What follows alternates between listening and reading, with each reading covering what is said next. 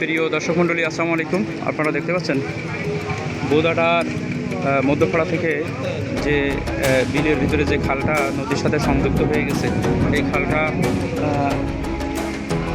বিভিন্ন গাছপাতা লতাপাতা পড়ে এবং বিভিন্ন গাছ জন্মিয়ে এগুলো জলাবদ্ধতার সৃষ্টি হয়ে যাচ্ছে। এলাকায় পানি প্লাবিত হচ্ছে অতিবৃষ্টির কারণে।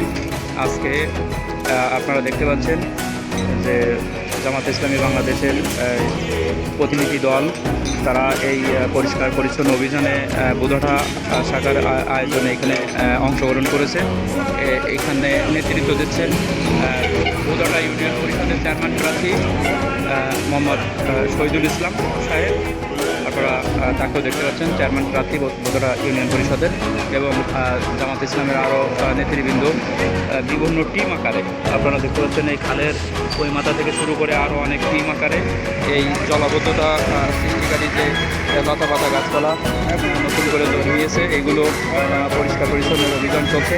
আপনারা সাইডের যে গাছগুলো দেখতে পাচ্ছেন অলরেডি কেটে দিয়েছে, এবং এই যে জলাবদ্ধতার অন্যতম একটা কারণ হলো বিভিন্ন কচুরিপানা বা এই যে ঘাস, এগুলো এখানে নামার আসলে উপক্রম না। এখানে নামলে গাছ উল্কাচ্ছে সবার।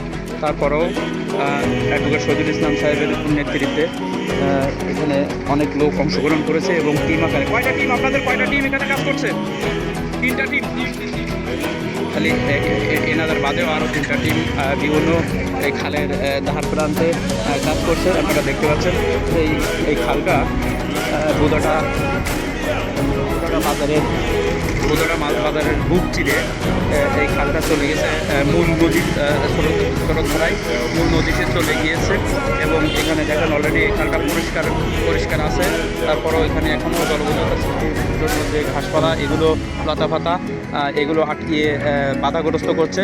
কারণ পানি সরানোটা খুবই জরুরি, না হলে প্রতি বছরের ন্যায় এবছরও জলাবদ্ধতা সৃষ্টি হতে পারে। আমরা আছি এখন বোদাটা পেট্রোল পাম্পের পাশেই, বোদাটা আকাশনী সড়কে, বোদাটা বাজারের পাড়েই আপনারা দেখতে পাচ্ছেন। আপনারা আমাদের দেখানোর চেষ্টা করছি। এখানে 3টা টিম আকারে এনারা পরিষ্কার পরিচ্ছন্ন অভিযান কার্যক্রম পরিচালনা করছেন অ্যাডভোকেট শহীদুল ইসলাম সাহেবের নেতৃত্বে। উনি চান না যে সেবক হিসাবে কাজ করছেন, উনি নিজেও পানিতে নেমেছিলেন, আমরা দেখেছি এর আগে। উনিও পানিতে নেমে এই পরিষ্কার পরিচ্ছন্ন অভিযানের কাজ করে পরিচালনা করছেন এবং নিজেও নেমে কাজ করেছেন।